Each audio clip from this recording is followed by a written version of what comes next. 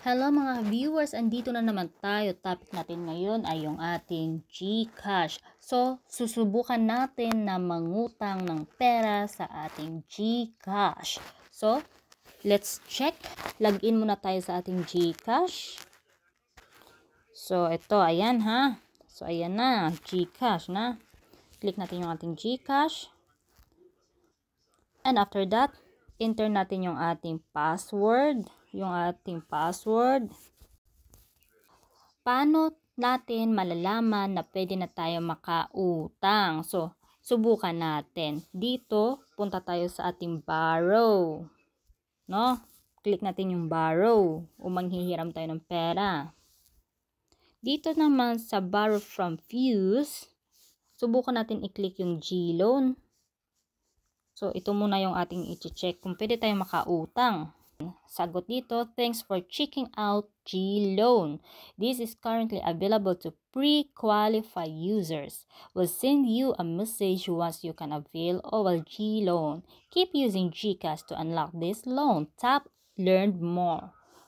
Okay, so tap natin daw yung Learn More. Subukan natin i-tap yung Learn More. Sige, subukan nga natin.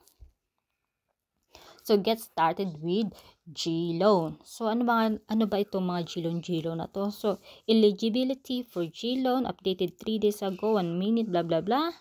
So, dapat you are eligible to start using G-Loan when you are qualified for all the requirements below. So, ito, 26 to 65 years old, dapat daw nasa ganitong edad ka. So, ako naman, okay, pasok ako dito.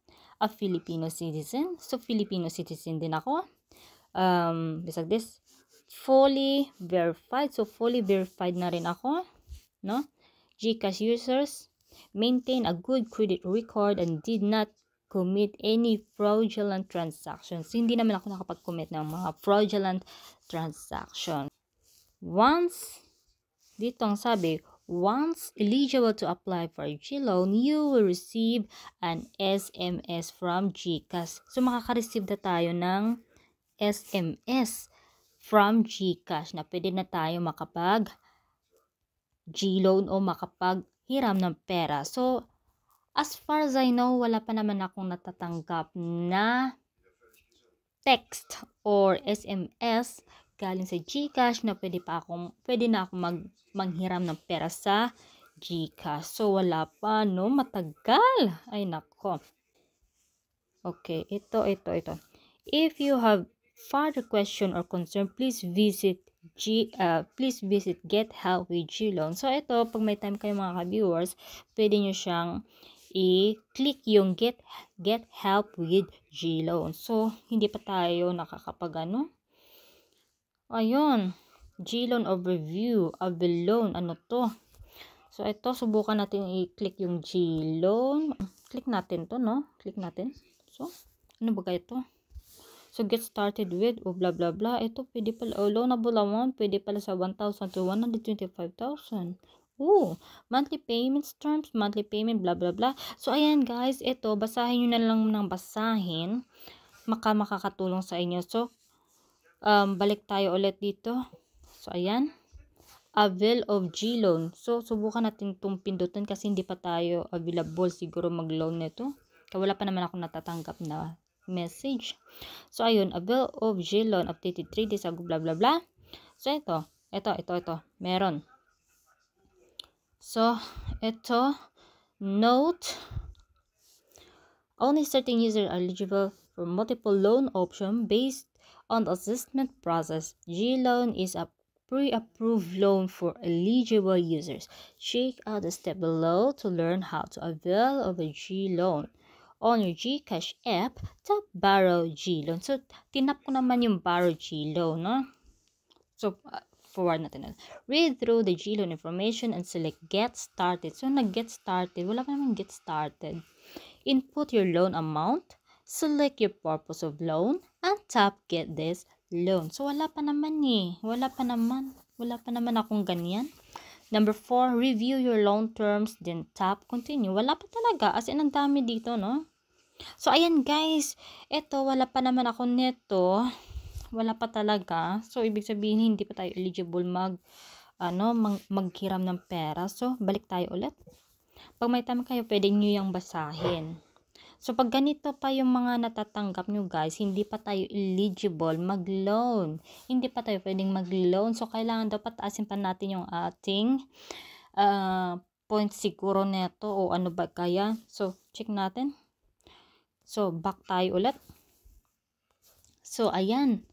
So, paano natin malalaman na pwede na tayong makapag borrow o pwede na tayo manghiram? So, sabi daw nila, punta tayo dito sa ating profile. Tingnan natin yung ating profile.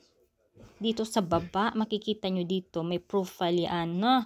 Ito, yung profile sa baba. So, ayan. Dito sa profile, sabi daw nila, titingnan natin yung ating G-score ang tawag dito. So, ito daw yung G-score. Ayan. Yan ang G-score. So, click natin yung G-score natin. So, ito pa yung ating G-score. Your score. Nakikita nyo ito. Ang laki, no? Ito. Paliliitin ko lang ito, ha? So, ito daw. Nasa 381 yung aking G-score. Ibig sabihin, patataasin ko pa siya ng patataasin. So, paano nga ba natin patataasin? So, ang sabi dito, increase your G-score. So, kailangan keep money in your wallet. So, may pera naman yung wallet ko. Ayan. Tapos, use for your recurring bill. So, ayan, magbayad ka daw gamit ang mga ano dyan. Anong tawag yun? Mag-pay? Siguro ito kasi, sign ito ng shopping. Ito mga shopping online, bayad ng kuryente, bayad ng tubig, bayad ng bills mo sa kung ano-ano. Ito daw yung gamitin. Tapos, meron naman dito, pay early or on time. So, hindi pa naman tayo nakapaghiram ng pera. So, tapos, pwede din na mag-grow, pwede din na mag-invest in your future. Ito, hindi ko pa naman ito na-try. So, try ko siya next time, pag may pera na talaga, no? Tapos, dito sa enjoy, make the most out of deals. Ito, hindi ko pa alam kung ano to. So, hindi ko pa alam siya. Dito naman sa insure, protect yourself and your family. Ito, mga life insurance siguro ito. Di ko alam, no? So, ayan. So, kailangan, ito ang way para tumaas ang ating G-score. Tapos, pag tumaas siguro yung ating G-score, makakatanggap na tayo ng SMS or message galing kay GCash na pwede na tayo manghiram ng pera. Ay, diba ang bongga? Online na talaga lahat. So, ayan. So, ito, meron din ito, quick links. Cash in. Dito sa quick link, cash in. Ito, ano to? Hindi ko pa alam kung anong cash in na to.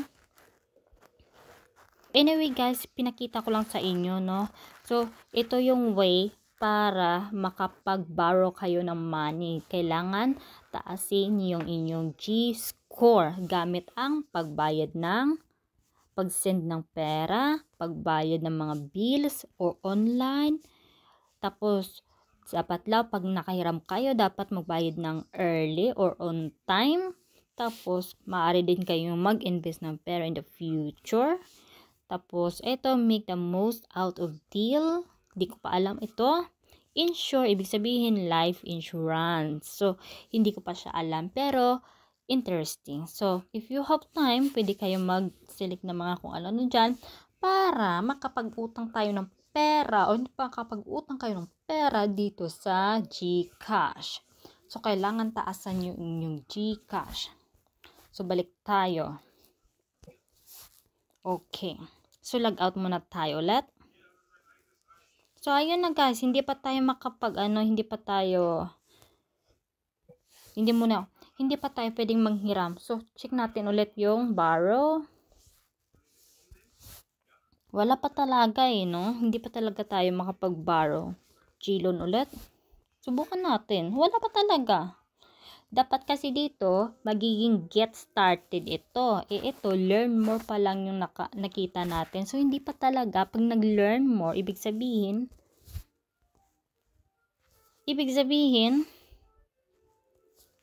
hindi pa talaga. Hindi pa talaga tayo makapaghiram ng pera. So, ayan. Paano na yan? So, antayin natin yung ating G-score na tumaas talaga. At saka, if ready na tayo makapaghiram ng pera, we will notify or makakatanggap tayo ng SMS galing kay GCash na pwede na tayong makapaghiram ng pera. So, I hope in this videos mga ka-viewers ay nakakatulong ng napakarami sa inyo. And if you like these videos and if you think that this video help you a lot, mag-likes kayo after watching this video. And of course, huwag na rin kalimutan mag-subscribe sa mga updated na videos na i-upload ko palagi. So see you for my next vlog.